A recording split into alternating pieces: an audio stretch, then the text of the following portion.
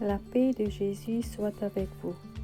Voilà, c'est ma première vidéo et je prie que le feu du Saint-Esprit brûle en nous. Alléluia.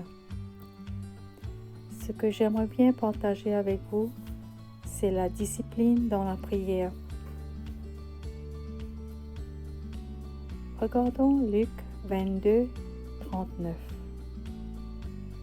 Jésus sortit et se rendit, selon son habitude, au mont des Oliviers. Ses disciples le suivirent. Jésus avait cette habitude d'y aller pour prier. Jésus priait beaucoup. Il priait tout le temps. Luc 5, 16. Il se retirait dans le désert et il priait. Le modèle de discipline qu'on a, c'est Jésus. Chaque fois qu'il avait fini un travail ou chaque fois qu'il a œuvré sur un miracle avec ses disciples, il se mettait à part pour pouvoir prier. Nous confirme que la prière était pour le Seigneur un exercice régulier, d'un besoin quotidien de communion avec Dieu. Luc 6, 12. Jésus monta sur une colline pour prier, et y passa toute la nuit à prier, car il avait une décision très importante à prendre.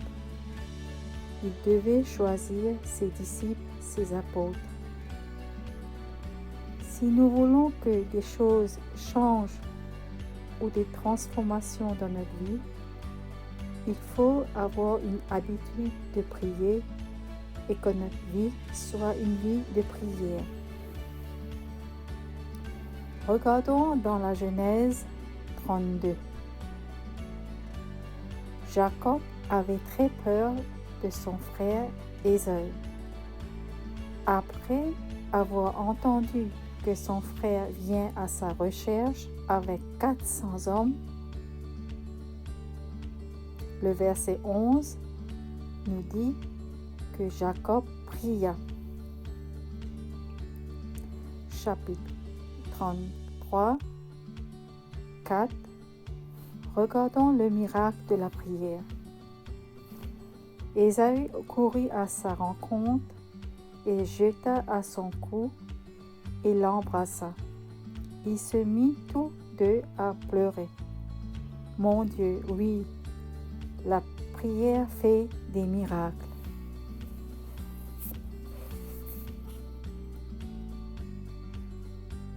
Nous regardons dans Daniel 6, 10. Daniel est jeté dans la fosse au lion. Lorsque Daniel apprit tel décret avait été signé, il se retira dans sa chambre où les fenêtres de la chambre supérieure étaient ouvertes dans la direction de Jérusalem. C'est là que 3 fois par jour, il se mettait à genoux pour prier et louer son Dieu. Il le fit comme d'habitude. Daniel ne s'est pas soucié du lendemain. Il continua à prier 3 fois par jour. Il demeura fidèle à son programme de prière. Cette discipline permit à Daniel de vivre de grandes victoires. Beaucoup de personnes se demandaient pourquoi elles ne sont pas bénies ou avec des difficultés et ne réussissent pas à s'en sortir. Mais ici, l'attitude de Daniel nous montre que pour vivre des victoires, nous devons passer du temps dans la prière, en cherchant la face de Dieu.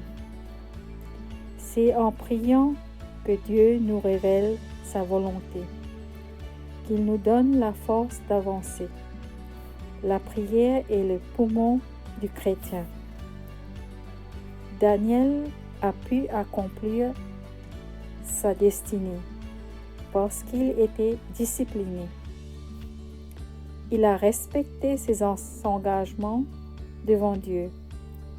Il ne s'est pas laissé distraire par un décret royal ni aucun autre événement. Mais aujourd'hui, combien les distractions sont nombreuses.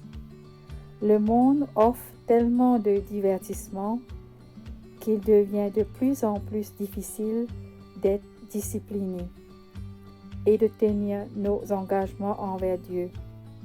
Nous avons moins de temps pour prier, moins de temps pour aller à l'église, moins de temps pour étudier la parole de Dieu.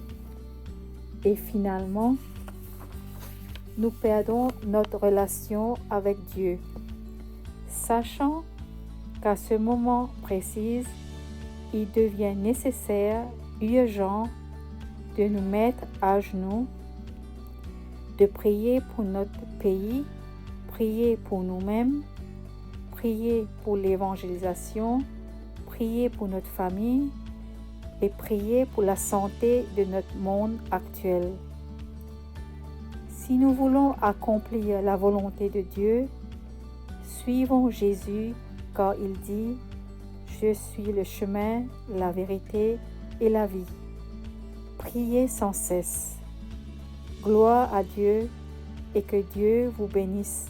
Amen. Alléluia.